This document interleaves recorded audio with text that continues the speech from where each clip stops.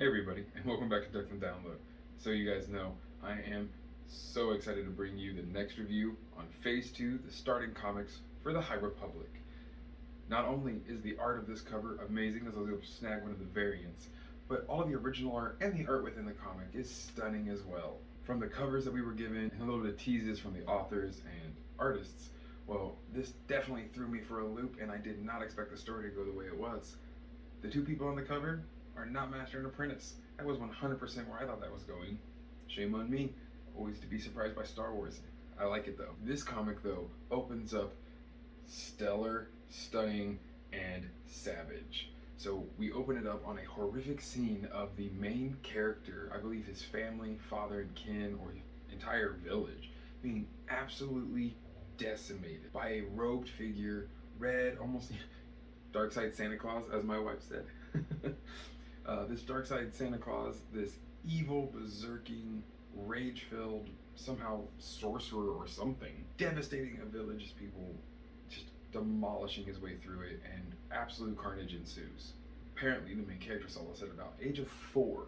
Now, he thinks that he's a Jedi, he can get over this, he can move on, but sadly, he does not have that ability. And this is when we meet, really, the main character, Jedi Mayak. Wakes from his horrific nightmare of a dream that he had, kind of remembering his past time. But yes, Jedi Mayak is actually on his way to Jeddah.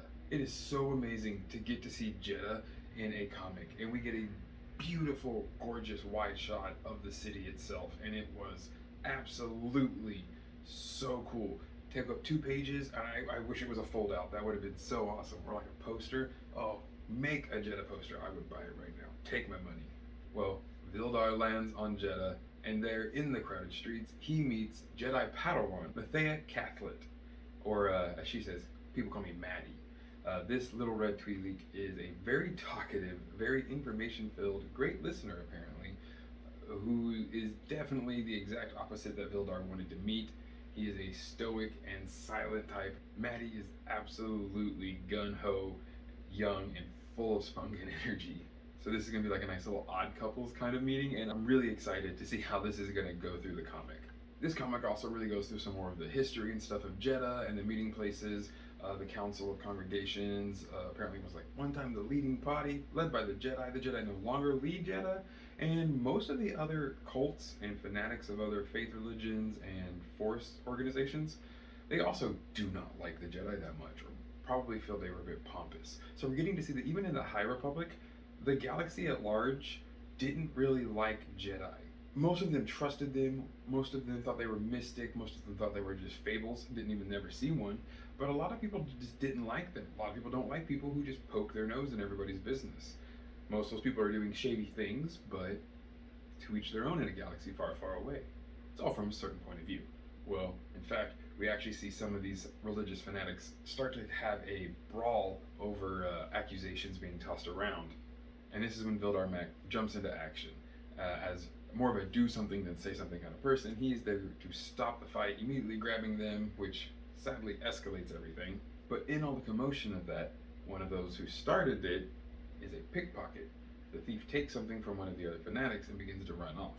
Vildar, noticing of course with his Force abilities and training, runs after him.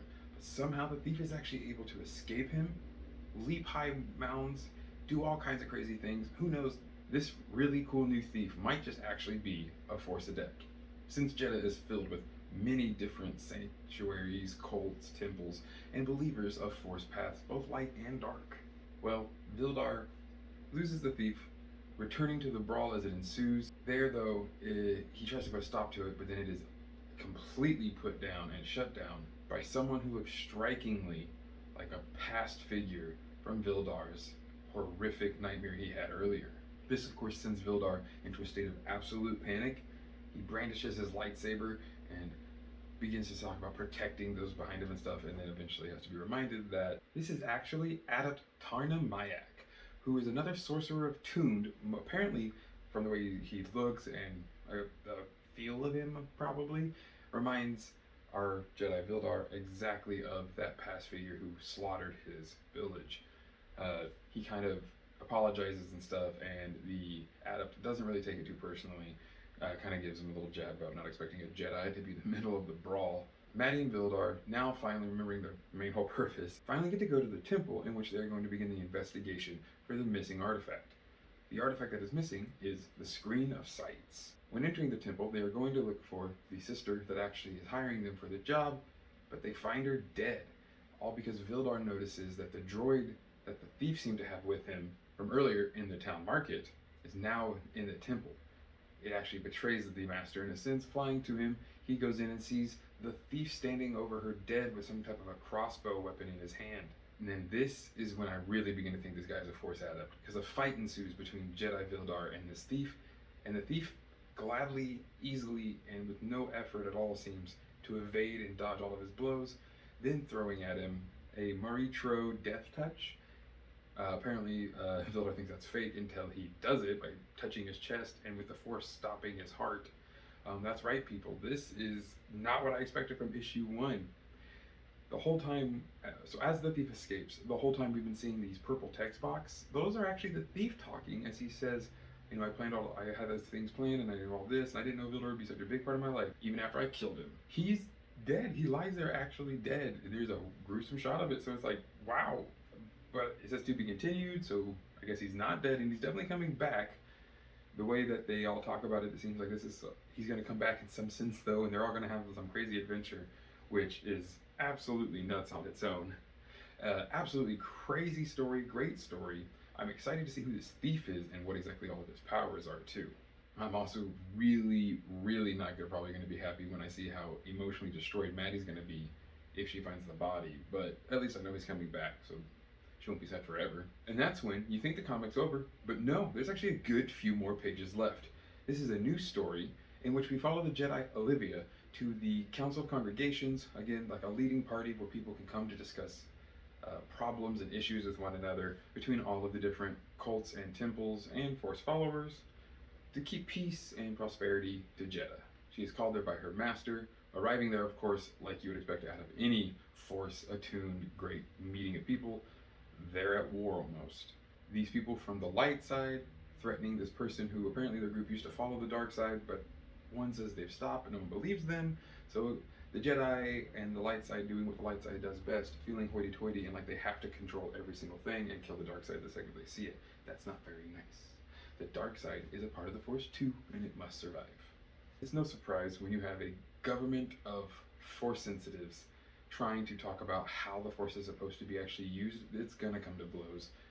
The Jedi steps in and saves the person who's being accused of being a Darksider, being a true Jedi in this sense, and realizing that no one unarmed or unprovoked should just be attacked, stating that if you look at it, the only person who's not actually fighting is the one you all are accusing of being evil. So back up and look at yourselves. And from there, the Jedi kind of helps resolve a lot of the issues. We get to see a really cool Keldor monk from some other sect with a really big battle axe. That was awesome. But then after that, it's all going to pretty much go on and end.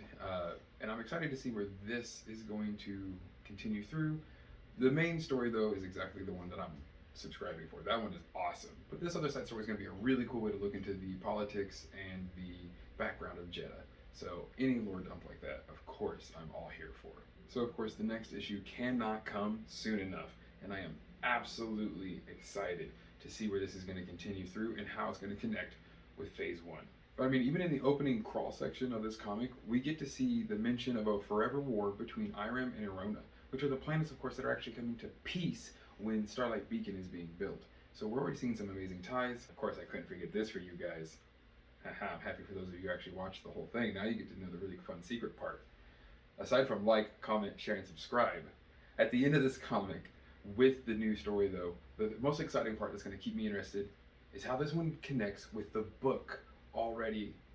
We've already seen some awesome connections between the comics and the High Republic books from Phase 2. None other than Sunshine himself shows up at the Council of Congregation trying to put the Path of the Open Hand into Jeddah. That's right, the Path of the Open Hand could be controlled by the Herald and Yana and Marta Rowe, or still might be the Mother and the Herald. Regardless, seeing Sunshine brings shivers down my spine because I know he's only there to steal artifacts. So that's the cliffhanger I was left on, so you guys have to be there too. I look forward to sharing the next review with you guys, and I hope you had an amazing time. And as always, may the Force serve you well.